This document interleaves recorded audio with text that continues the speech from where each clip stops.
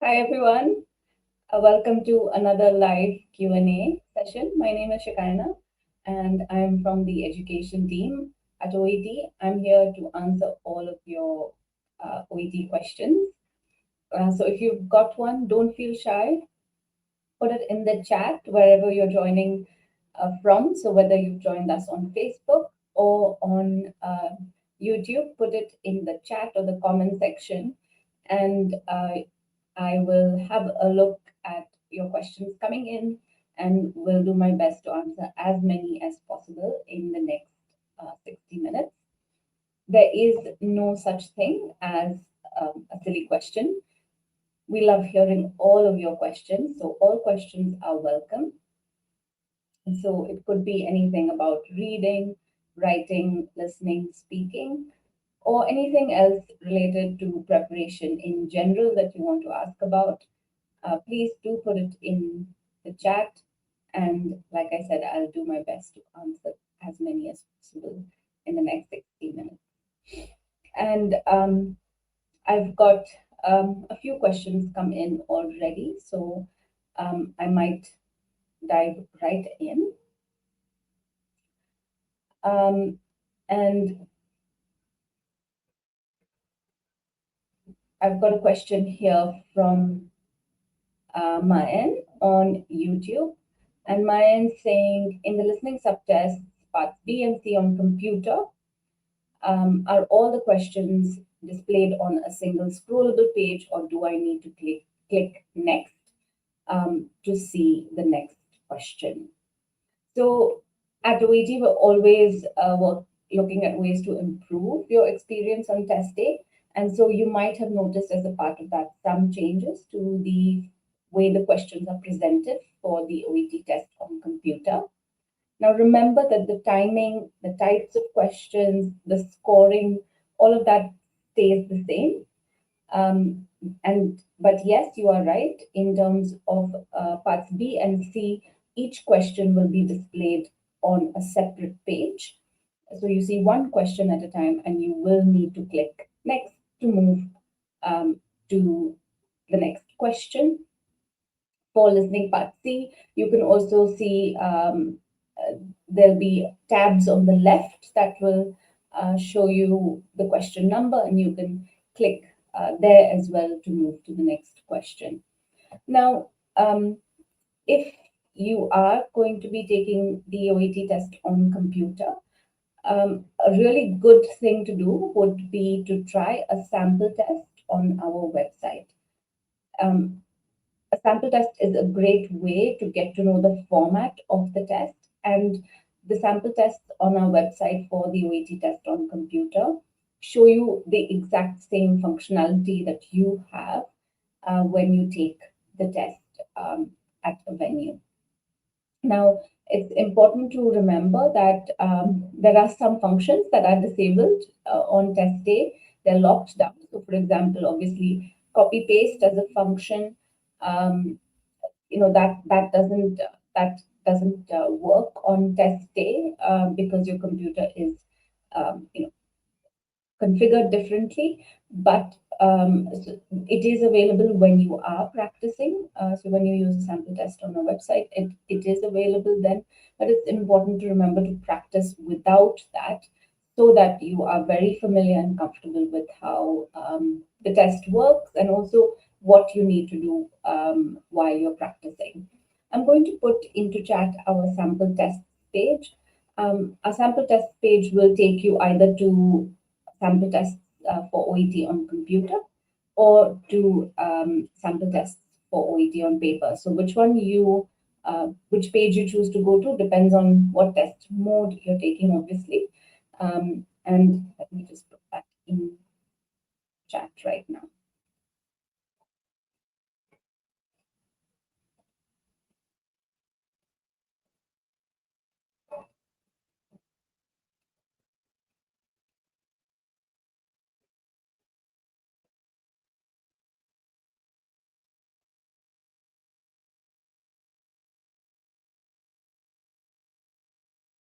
Okay.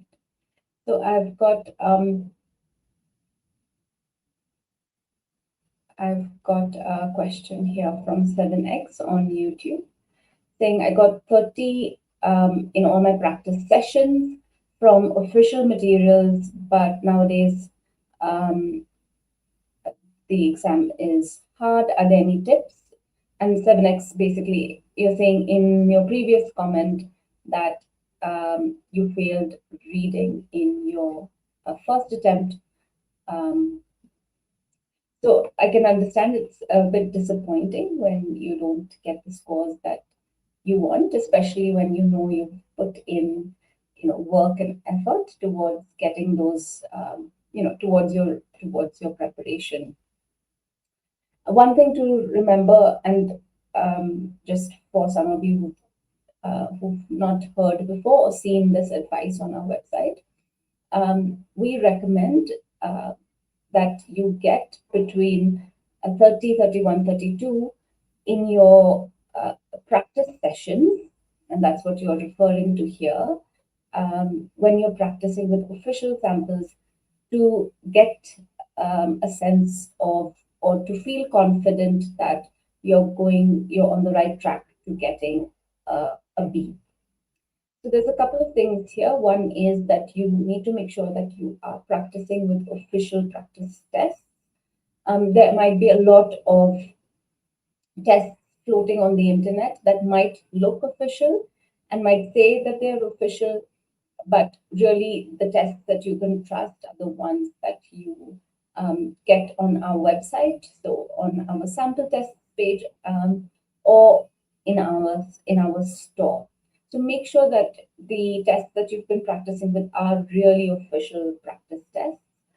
And of course, 30 is a good score, good effort, but it is the minimum. And especially if you are someone who's a little bit on, what do you say, your language level is a little bit on the borderline, it can mean when you're aiming for, you really should be aiming for a higher score, higher end of that recommendation, or even more than that, to really feel confident you're going to be getting those that grade B. Now, while there can be lots of tips and recommendations, what I would like to recommend is our Reading Week playlist. It's a great resource that has 5 sessions. The 5 sessions have 3 sessions dedicated to each part of the reading test.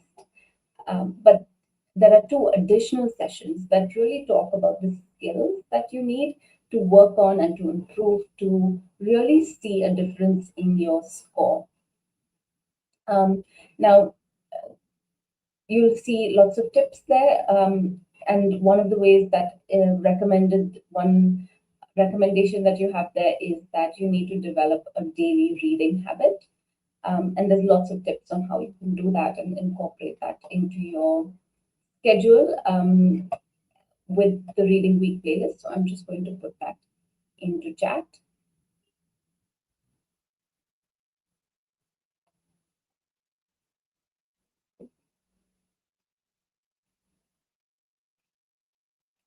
And while I do that, just to talk about your sort of second part of your question is about the exam being hard these days. I'd just like to say that there oftentimes a lot of rumors on social media or different forums or groups talking about how the test has become harder. Well, that's absolutely not true. The test hasn't become harder. It's a standardized test. And this means that we've had to prove to regulators around the world that any candidate sitting the test anywhere and at any point in the year, June, July, August, January, has a fair chance of demonstrating their language ability. So the test goes through lots of rigorous processes to make sure that that is guaranteed. And one of the ways that this is done is that there are no set scores or passing marks for each paper. Because a new test is written each time, there might be slight, uh, the test is standardized, but there might be slight uh, differences in the challenge, and that's why the gray boundaries change. So that what happens is that even if you've written a test that seems harder, that is adjusted in the gray boundary, and that means that you still, it's absolutely fair to you. Um, and you can rest assured that um, you are getting the score that really reflects your language ability.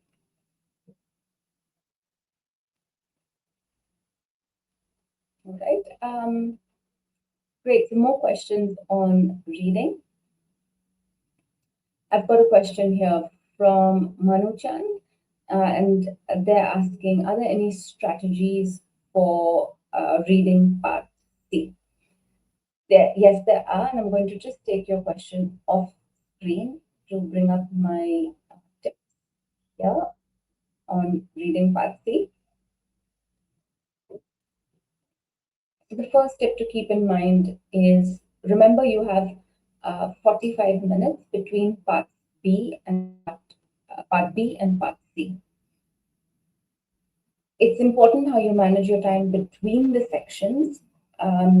So we recommend that you give about 10 to 12 minutes to complete part B and then move on to part C. That leaves you with about 35 minutes between the two sections, between the two texts, and giving about 15 to 17 minutes per passage or per text is a good way to distribute your time. So think about how you're going to manage your time overall, and also within each text. Now, when you're thinking about part C and when you're approaching the questions, you need to remember that the answer is always in the text, and you need to focus on the meaning of uh, what is in the text.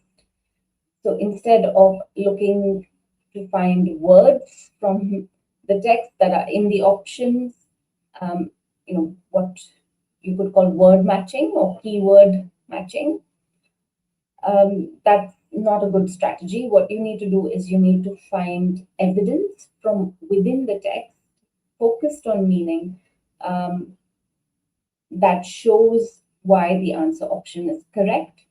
And the second thing that you also need to do is think about why the other options are incorrect. And to do that, you do need to go back to the text and find evidence from the text for those answer options being incorrect. You need to do both. Now, why this is important is because it'll make you more confident of your answer when you know why the other options are incorrect and you found evidence for those.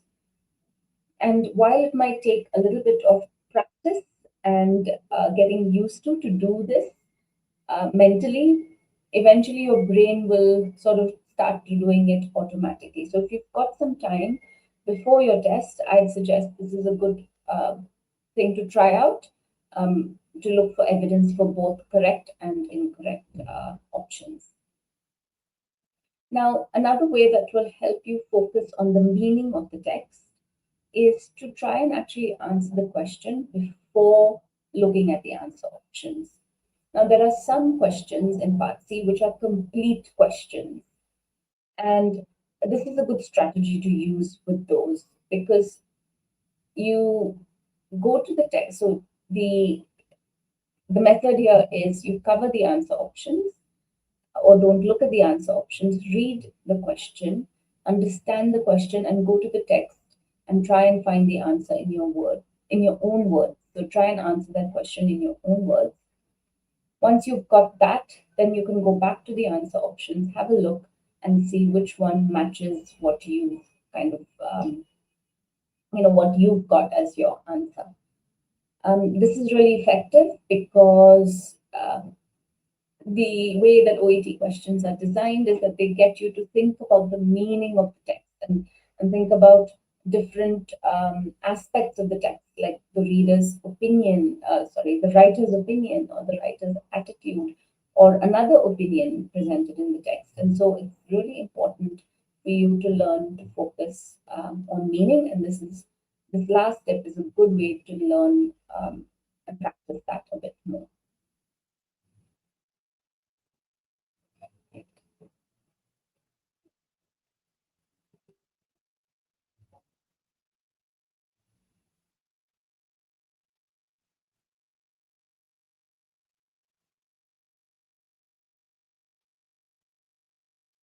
All right. So to keep your questions coming in, I've got a question here that I am just going to put up. Um,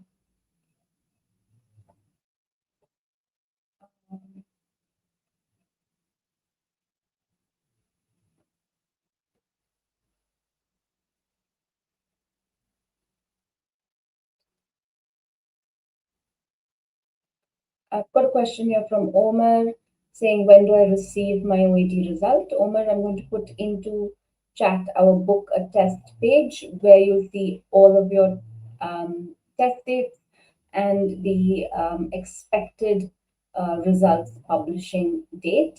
If the results are published earlier than that, sometimes they are, then obviously, you will receive an email about it, and it will come to your the email address that you've registered with.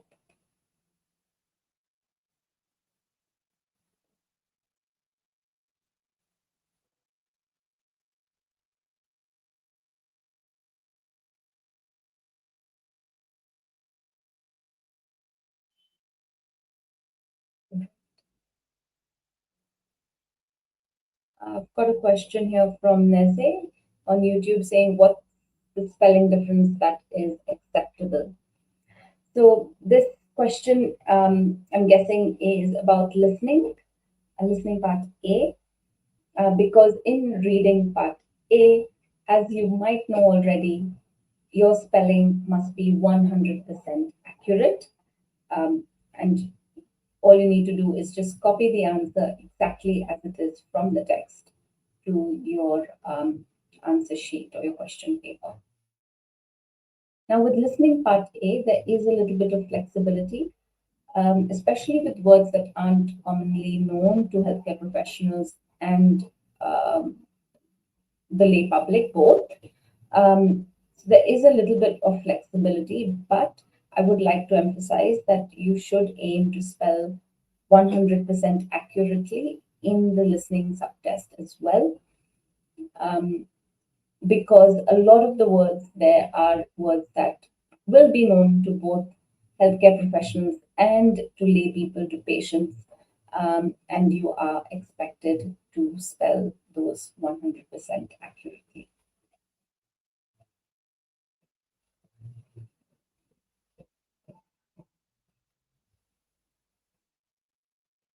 All right, I've got a question here from EMS on YouTube. Any tips to improve listening?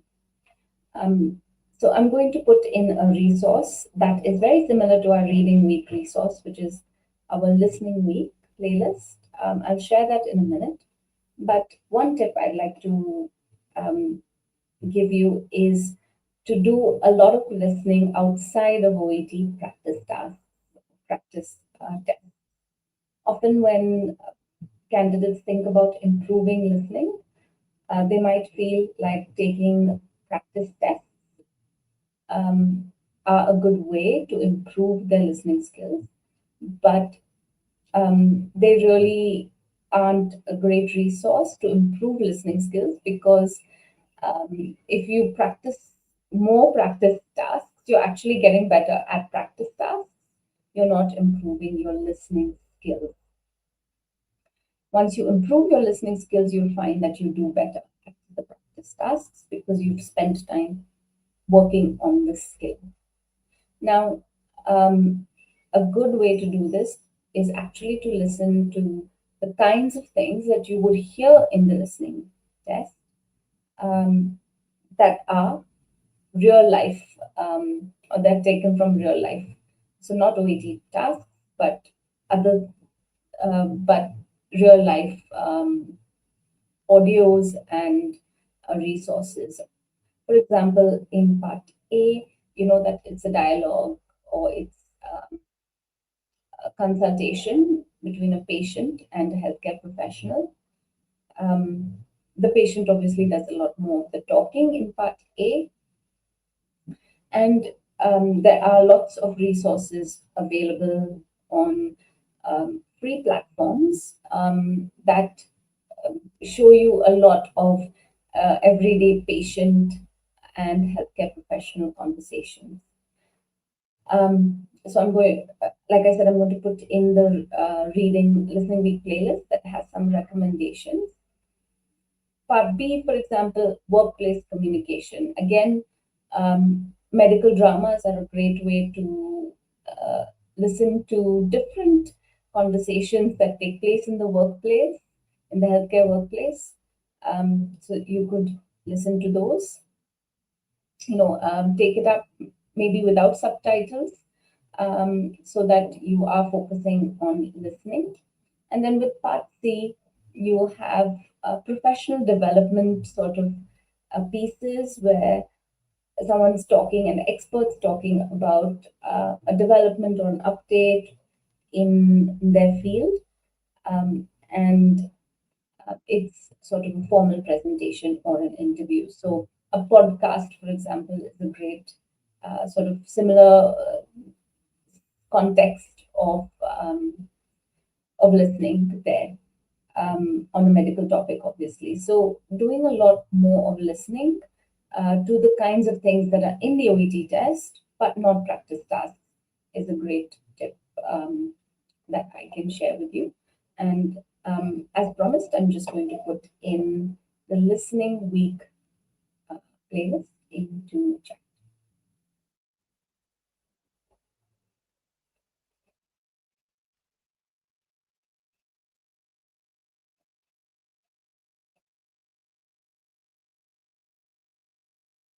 So your listening week playlist link coming through there.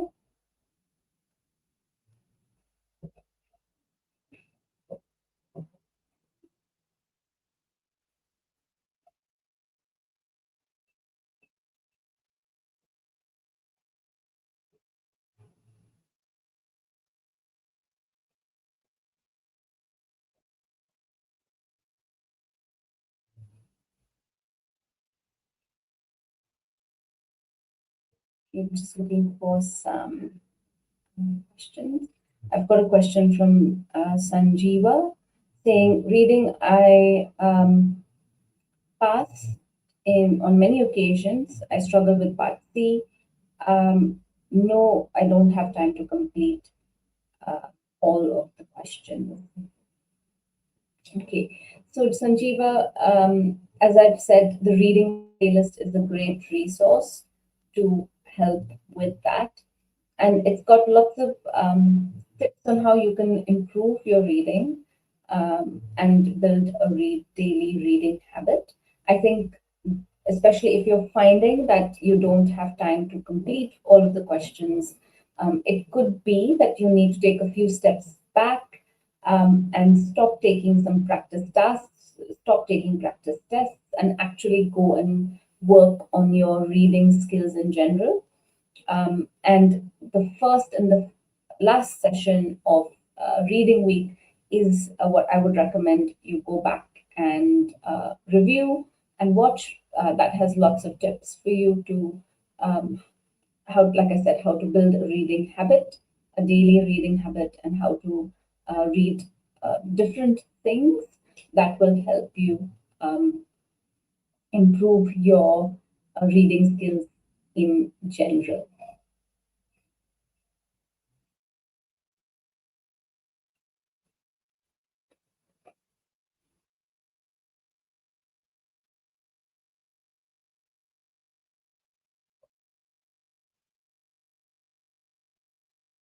Right. So I just um,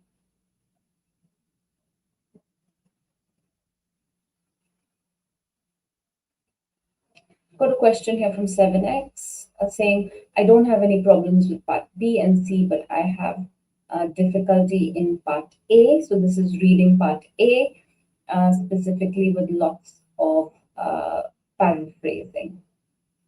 So with reading part A, definitely there is some pressure because you have 15 minutes to answer 20 questions. If you are finding that you have trouble with reading part A, it's a good idea to actually take off when you're practicing, take off the time limit and practice without the time first so that you get acquainted with the skills that you need or how you can answer the questions and then reduce the time gradually. Now, with your comment about paraphrasing, um, there is actually, so the questions are really quite clear, and you will find all of the answers in the text. There's no need for you to paraphrase anything. All you need to do is read the question, understand it, go to the text where you think the answer is, and using your skimming and scanning skills, which there's a little bit more about in the Reading Week playlist. Pick out where what the answer is, but also just spend a few seconds reading carefully to make sure you've got the right answer, and then copy that answer exactly as it is into your question paper. So there is no paraphrasing that you need to do. When you're reading the question, make sure you understand the question very well before you go to look for the answer, because that's really the key, is to know what you're searching for before you begin searching so that you know where to go quickly. And once you found the answer, you can be sure that you've located it correctly.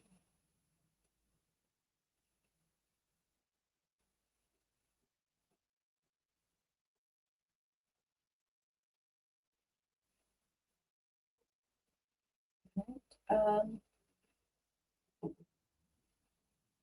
I've got a follow-up question from Mayan, who asked about the OET test on computer and the questions for part B and C being displayed one at a time.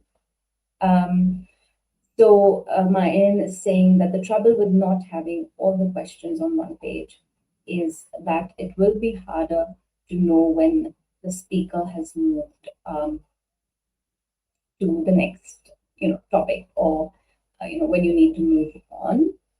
So you what's important to remember, now this is especially relevant to part C more than part B. Part B, obviously, it's one extract and one question.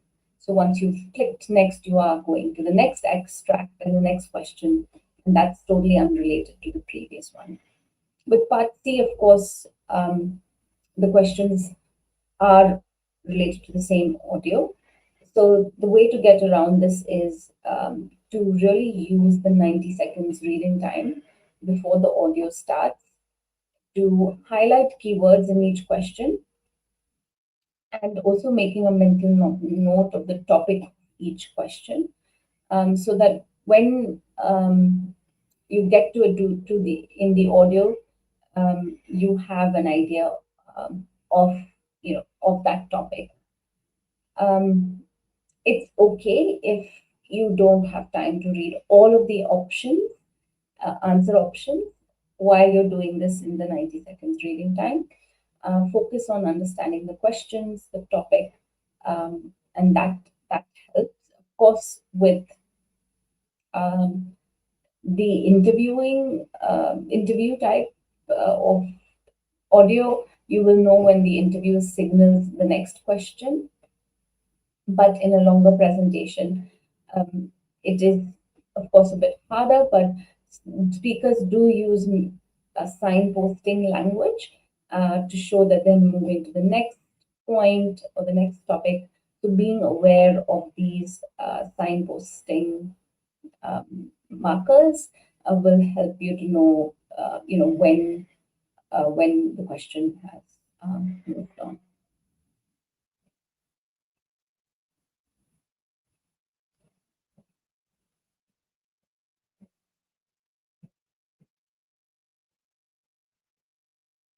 All right. So while we're waiting for some more um, questions to come in, I'm just going to talk a little bit about a resource that we um, have, which is a great resource, especially for writing and speaking. Tell me in chat if you have used our graded sample booklet. Our graded sample booklets are on our website. They are 30 samples, 30 of writing and 30 speaking, that are written by real candidates in response to one of our sample tests on our website. And they have been graded by assessors, and commentaries have been given to each sample so that you can understand why the assessor has awarded the grade, why that grade has been awarded to that sample.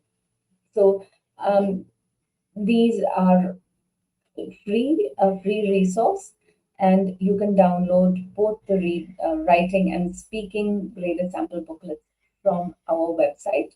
I'm going to post the link to them in chat right now. And I would say that they are a great resource to use if you haven't already. Make sure you check them out after this session.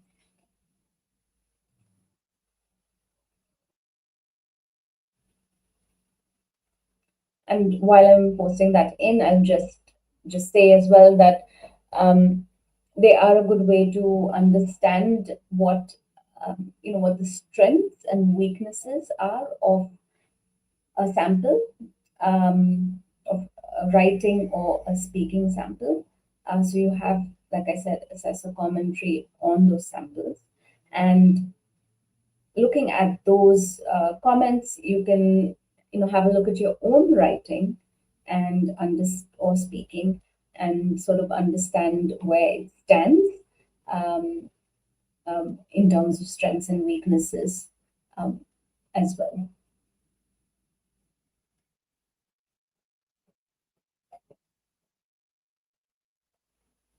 Right. I'm just looking back to see if I've missed any questions. But if you have just joined us, welcome. And as I said earlier at the beginning of the session, this is a session very much that is um, sort of run by you, because you post the questions that you would like me to answer in chat or in comments in the comment section wherever you're joining from, whether that's Facebook or YouTube, and those questions will come to me, and I will answer them as we go through the session. So if you've just joined us and you have a question, uh, please don't feel shy. Please do put it in the chat. If you've been watching for a while and you have another question, please do put that in the chat as well. Like I said, there are no silly questions. No question is unimportant. All of your questions are important to us. So we really love hearing from you. And so if you've got a question, please put that in chat right now.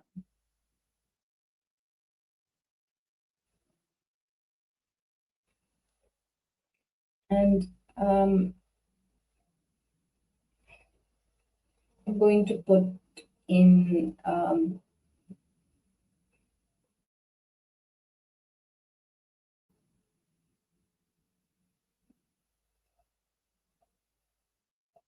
A comment really from Anna on Facebook saying, I've done my exam, I'm waiting for the result now. So, Anna, that's definitely an anxious time, when you've done your test before the result is released. Um, I would recommend that you explore uh, our website. There are some resources there that can um, really sort of that might be of interest to you, especially our destination pages, which tell you a bit more about the different destinations that where OET is recognized. And I'm also going to be putting into chat our Who Recognizes OET page, which has, of course, the destination pages that I've talked about, but also a list of all of the regulators that accept your scores. And so this is something for you to bookmark once you have, of course, received your result, for you to see, where your scores could potentially take you. So I've just put that into chat now. Um, so do bookmark that and check it out.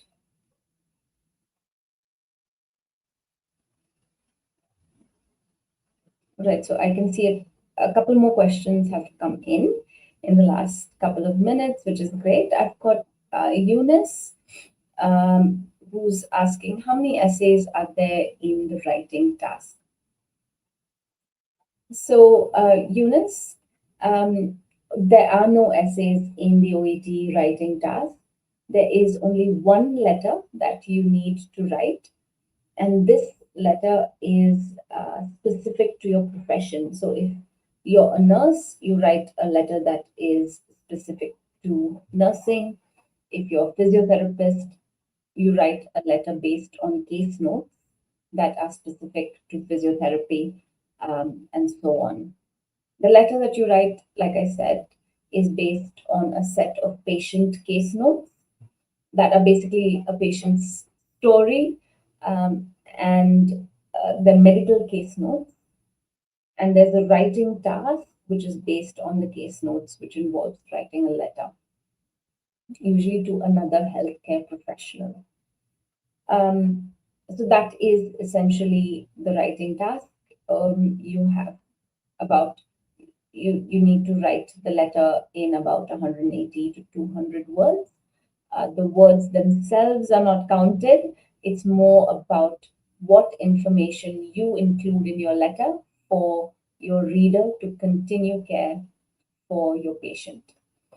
There's mainly three types of letters: referral, transfer, or discharge.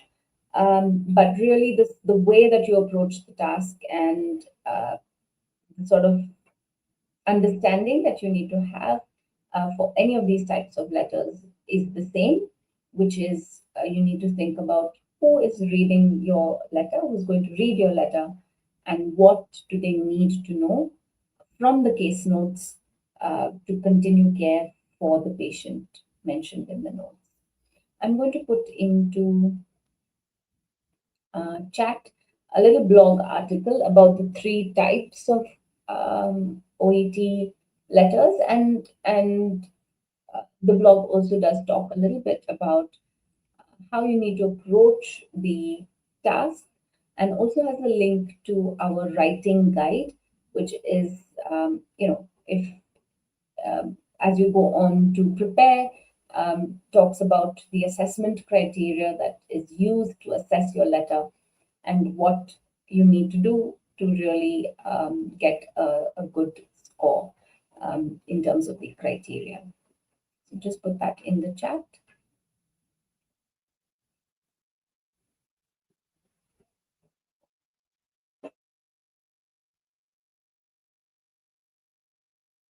Okay,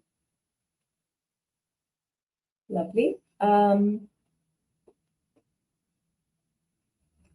got a question here from 7x saying, what is the difference between matching and scanning?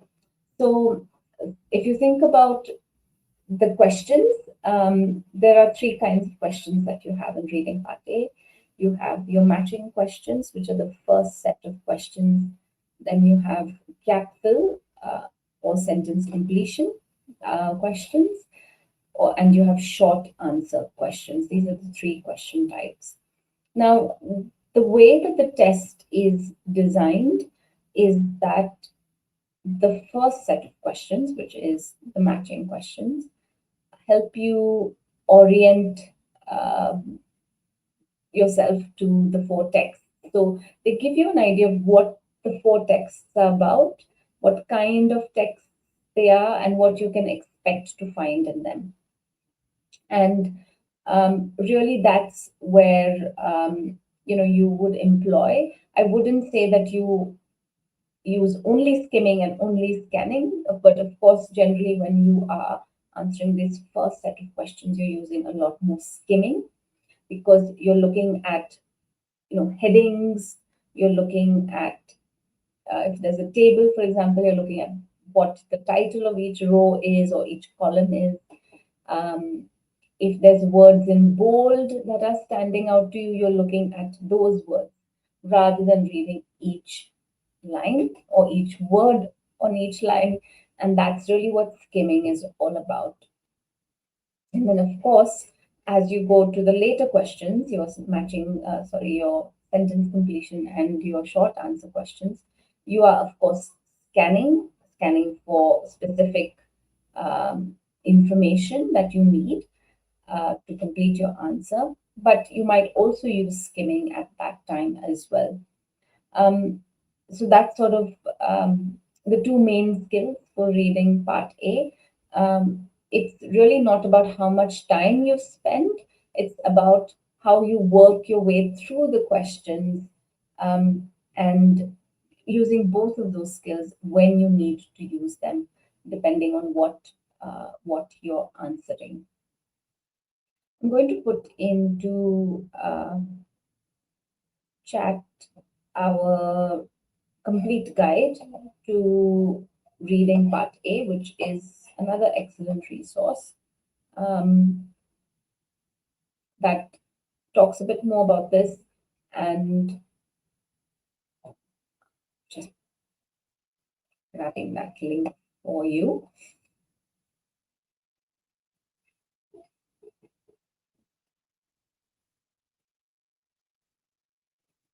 The complete guide to part A, and I can see um, there's a bit of a follow-up question.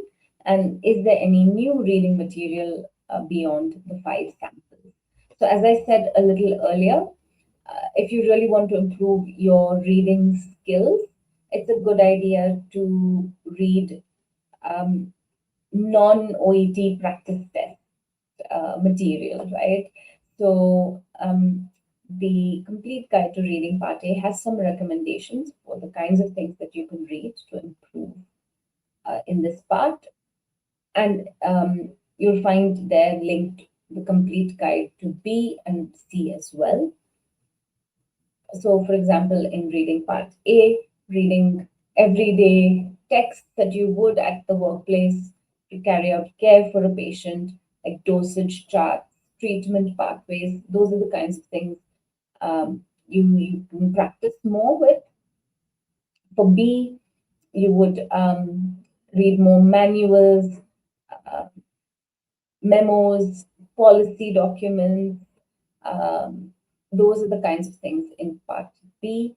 And then for part C, that's the kind of reading you would do if you want to improve your knowledge of, your knowledge of the medical field or your specialization.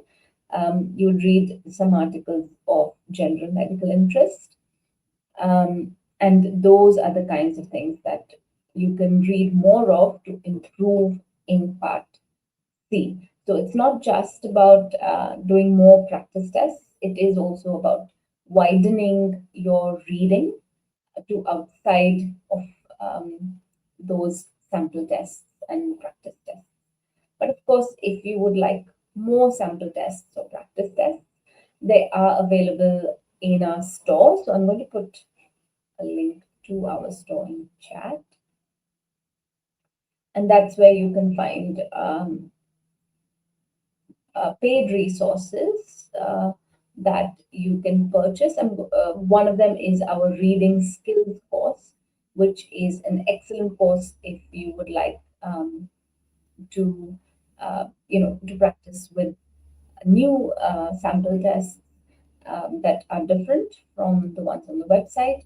And that course has some excellent tips and strategies as well.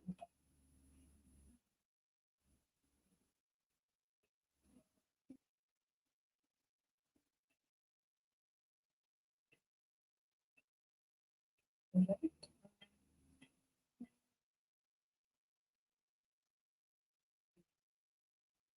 So we've sort of come to the last um, 15 minutes or so of the session.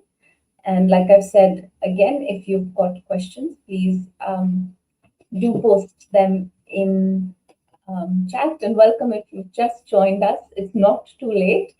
There is still time to get a question in, and I that question will come to me, and I'll do my best to answer it. And if you've been here for a while, thank you for your questions. And like I said, there is no such thing as a silly question. So if you've got one more, this is your time really to put in as many questions as you like for me to be answering.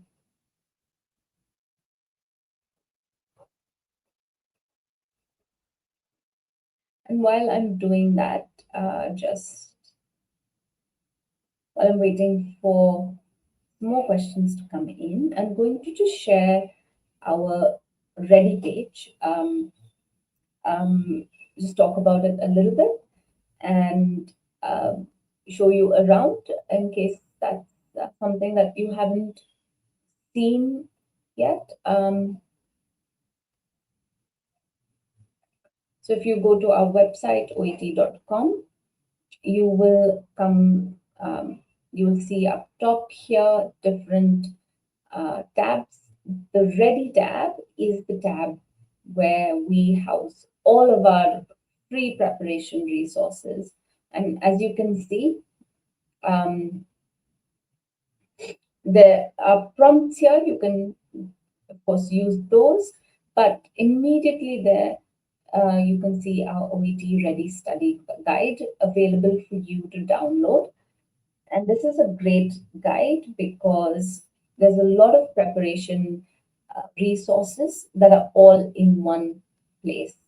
And it's something that you can download. So if I click get your free guide now, I'll be able to download the guide. I can save it to my laptop or my mobile and access it from there. I can also tick off things that I've already done.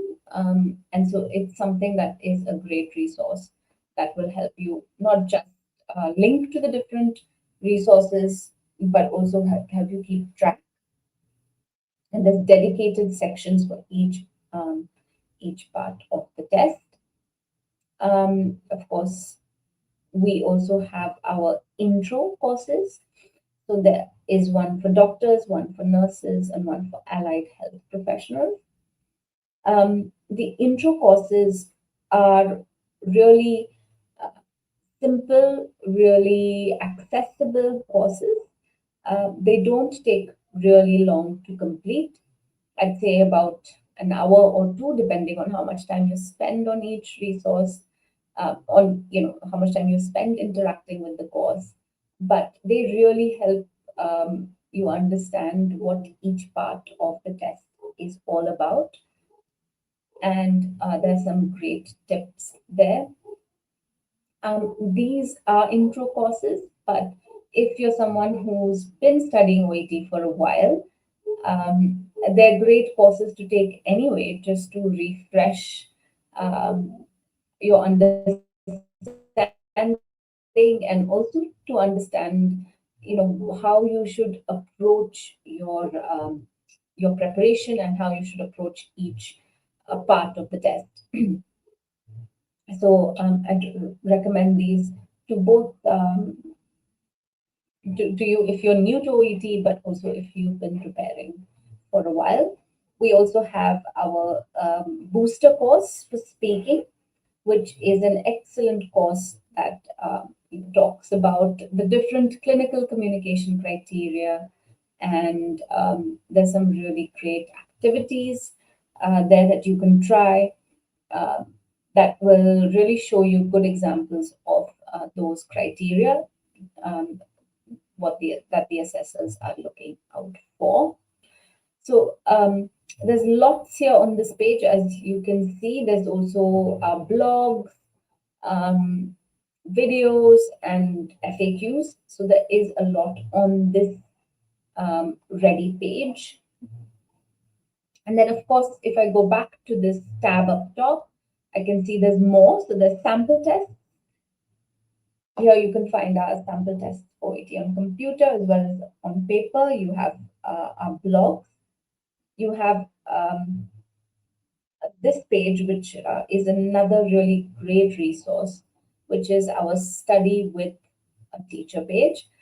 And these are official OET preparation partners that have undertaken training, um, rigorous training to be listed here on this page.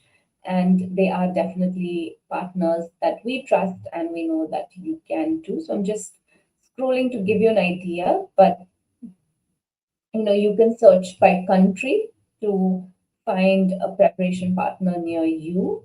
You can also search by the type of classroom, so if it's online or offline. um, of course, a lot of you might prefer to study online these days. So there's lots there for you, but also equally a lot of teachers offering face-to-face preparation. And then you can find those who are specific to your profession. But really, these filters can help you locate one that sort of what you're looking for a bit more quicker. So this is our preparation partners on our study with a teacher page. Then, of course, you have sub-test pages that uh, you know go into a bit more detail and FAQ specific to that subtest. So the ready page, the ready pages are a great resource um, for you on your preparation journey. And I'm going to put that into chat, and I'm going to recommend bookmarking that page because it is got lots of preparation resources.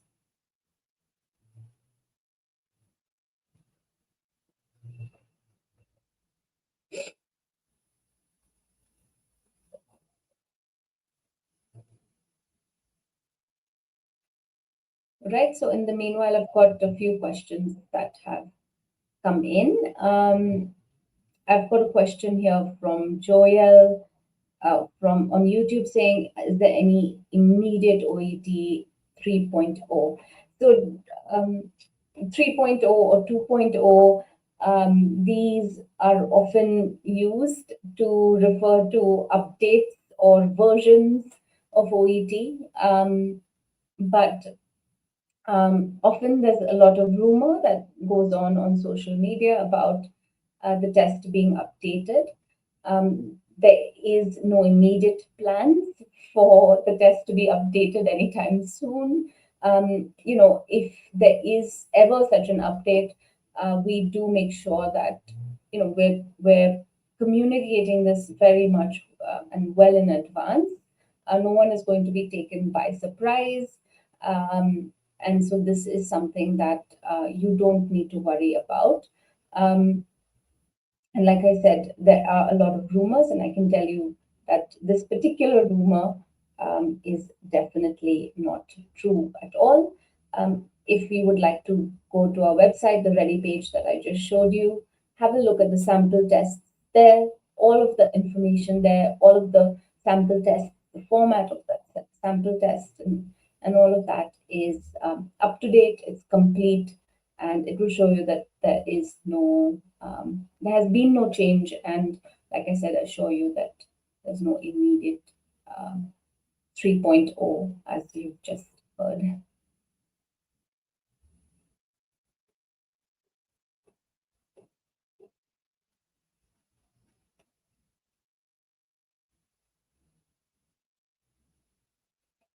I've got a comment here from Yusuf on Facebook saying there's OET question leaks going around, which are so sad to hear as we are hardly preparing, um, and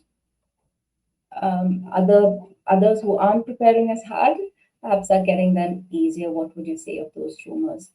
So definitely, I'd say that these are rumors.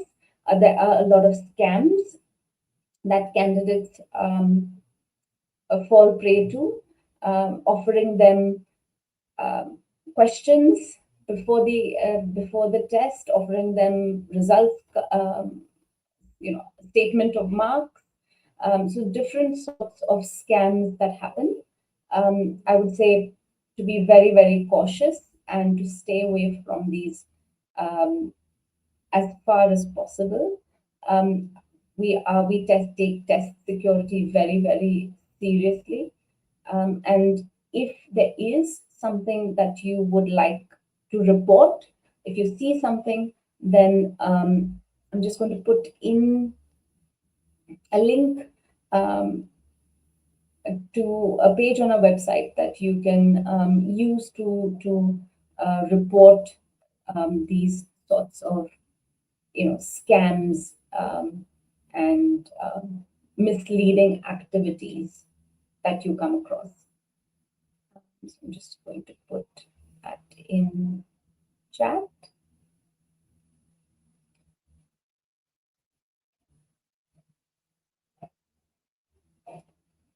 All right.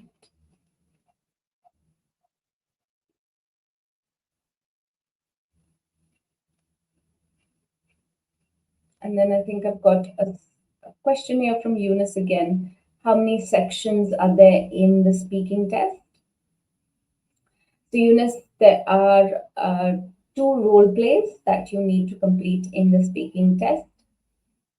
Each role play lasts about 5 minutes. The role play is between a healthcare professional, so that would be your role. So if you're a nurse, you take on the role of a nurse, and the interlocutor is takes on the role of a patient or a carer. So these, like I said, these are two role plays, about 5 minutes each, and you have 3 minutes preparation time before each role play. Before these role plays, of course, you have a little bit of a warm up section in which the interlocutor asks you a few questions just to get to know, just to get so that both of you get familiar with each other's voices and feel comfortable. That part of the test, which is the warm up section, is not assessed. The two role plays are the ones that are assessed, and the assessors are different to the interlocutor. So the person that you speak to who plays the role of the patient or the carer is not going to assess your role plays. The assessors are your role plays are recorded and sent to assessors that so it's not the interlocutor that you um, who assesses your role play. I'm going to put our speaking page into chat now that you can go to, which has a lot more information and FAQs as well for you to check out.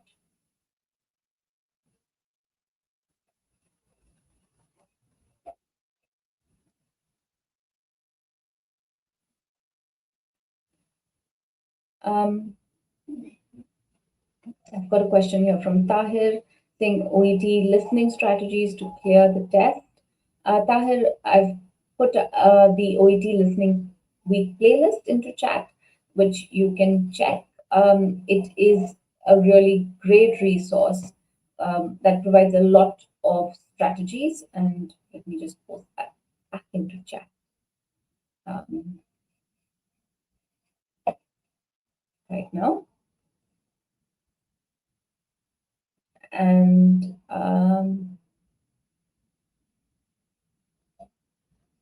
one more last question from Tahir. If we write autism instead of autism, that's O instead of AU, will it be correct? And I'm assuming, of course, you're referring to the listening test. If you did that in the reading test, it would be obviously incorrect. And if you did that in the listening test as well, it would be incorrect. And that's because autism is a very common word that's known by both healthcare professionals and patients. And like I said a little bit earlier, you are expected to spell words that are known to both healthcare professionals and lay people or common people. You are expected to spell them 100% correctly. Right, we've come to the end of the session today. You can, of course, join me again on Wednesday, the 24th of September at the same time. You can ask your question then, but if your question is urgent or burning, please do contact us on our Facebook Messenger. Um, we will get back to you within 24 hours. And it is a service that you can use as well. But um, I would, of course, love to see you at our next Q&A. Tell your friends about it.